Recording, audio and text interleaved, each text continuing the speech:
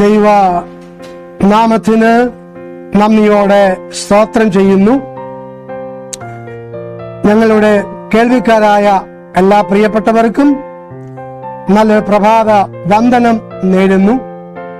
ഈ പ്രഭാതത്തിൽ എല്ലാ പ്രിയപ്പെട്ടവരെയും പ്രഭാത മന്നയിലേക്ക് കർത്താവായ യേശു ക്രിസ്തുവിന്റെ നാമത്തിൽ സ്വാഗതം ചെയ്യുന്നു. അല്പസമയ ചിന്തയ്ക്ക് വേണ്ടി വായിക്കുവാൻ ആഗ്രഹിക്കുന്ന വേദവാക്യം 1 യോഹന്നാൻ 3-ാം അധ്യായം അതിന്റെ 2-ാം വാക്യം. അതിപ്രകാരം വായിക്കുന്നു: പ്രിയമുള്ളവരെ, നാം ഇപ്പോൾ ദൈവമക്കൾ ആകുന്നു. നാം ഇന്നത് ആകും എന്ന് ഇതുവരെ പ്രത്യക്ഷമായില്ല. അവൻ പ്രത്യക്ഷനാകുമ്പോൾ നാം അവനെ താൻ ഇരിക്കും പോലെ തന്നെ കാണുന്നതുകൊണ്ട് അവനോട് സദസ്യന്മാർ ആകും എന്ന് പറഞ്ഞു. ഹെഡിംഗ് ആയിട്ട് കൊടുക്കുവാൻ ആഗ്രഹിക്കുന്നത് പിതാവിനെ പോലെ. പിതാവിനെ പോലെ. എന്റെ കേൾവിക്കാരായ പ്രിയപ്പെട്ടവരെ, സത്യദൈവമായ കർത്താവായ യേശു ക്രിസ്തു നമ്മെക്കുറിച്ച് ആഗ്രഹിക്കുന്നത് നാം തന്നെ പോലെ ആയിത്തീരണമെന്ന്.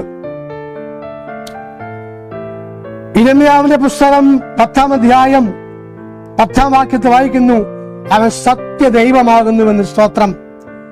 കർത്താവായ യേശു ക്രിസ്തു ആരാണ്? സത്യദൈവമാണ്, നിത്യ ജീവനാണ്. അതേ ദൈവ സന്നിധിയിൽ നിന്നും നഷ്ടപ്പെട്ടു പോയ തന്റെ മക്കളെ ചേർക്കുവാനാണ് കർത്താവായ യേശു ക്രിസ്തു ഒരിക്കൽ വന്നത്. പാപികളെ സ്നേഹിച്ചുകൊണ്ട്, ആ പാപികളുടെ പാപത്തെ വഹിച്ചുകൊണ്ട് ഒരിക്കൽ കാൽവരി ക്രൂശിൽ യാഗമായി തീർന്നു. എന്നാൽ ഇനി വരുന്നത് തനിക്ക് വേണ്ടി കാത്തിരിക്കുന്ന തന്റെ മണവാട്ടി സഭയെ ചേർക്കുവാൻ വേണ്ടി കർത്താവായ യേശു ക്രിസ്തു താമസമില്ല വരുവാൻ കാലമായി. അപ്പോൾ വരുമ്പോൾ കർത്താവായ യേശു ക്രിസ്തുവിന്റെ രക്തത്താല്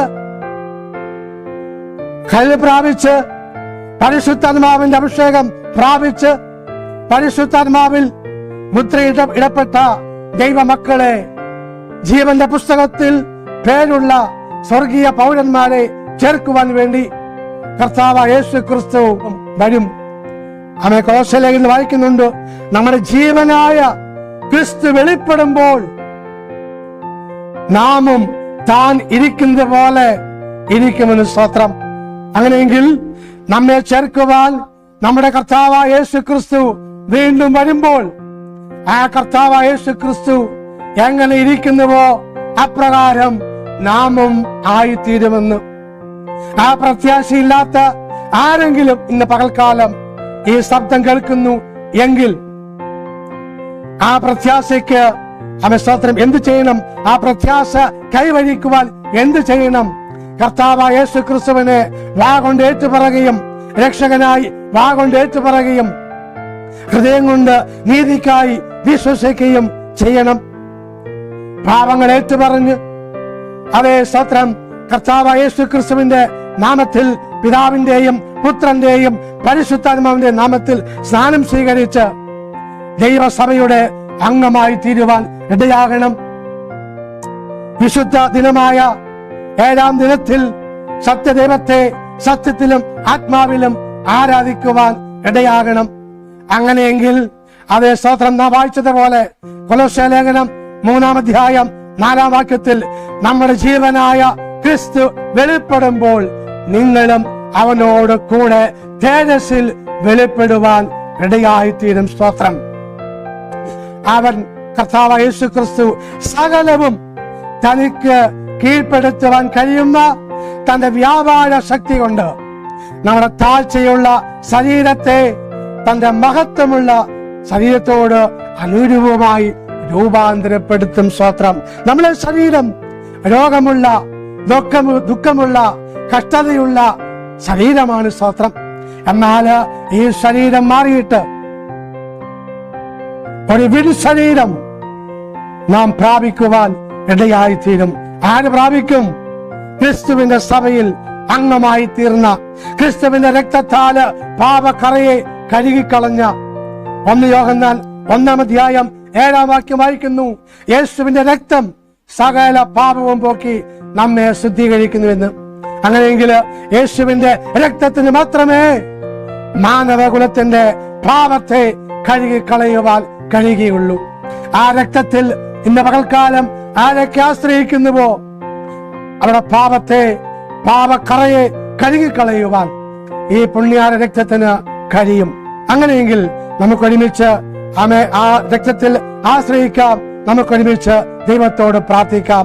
പരിശുദ്ധനായ ദൈവമേ, സ്വർഗീയ പിതാവേ, ഈ നല്ല സമയത്തിനായിട്ട് നന്ദിയോടെ അങ്ങേ വാഴ്ത്തുന്നു, നന്ദിയോടെ സ്തുതിക്കുന്നു, സ്തോത്രം ചെയ്യുന്നു. ഇന്ന് പ്രഭാതത്തിൽ കർത്താവേ, ഈ വചനം കേട്ട എല്ലാ പ്രിയപ്പെട്ടവരെയും ദൈവ കരങ്ങളിലേക്ക് ഏൽപ്പിച്ച് പ്രാർത്ഥിക്കുന്നു.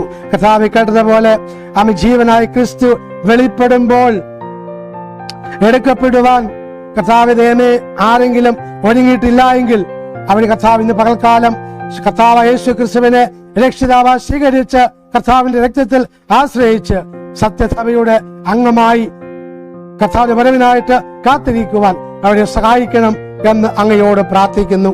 സകല മാനവും മഹത്വവും അങ്ങേക്ക് അർപ്പിക്കുകയാണ്. പ്രാർത്ഥന കേട്ടിയ സ്തോത്രം കർത്താവായ യേശു ക്രിസ്തുവിൻ ധന്യമുള്ള നാമത്തിൽ തന്നെ. ആമേൻ. സർവശക്തനായ ദൈവം ഏവരെയും സഹായിക്കുമാറാകട്ടെ, അനുഗ്രഹിക്കുമാറാകട്ടെ.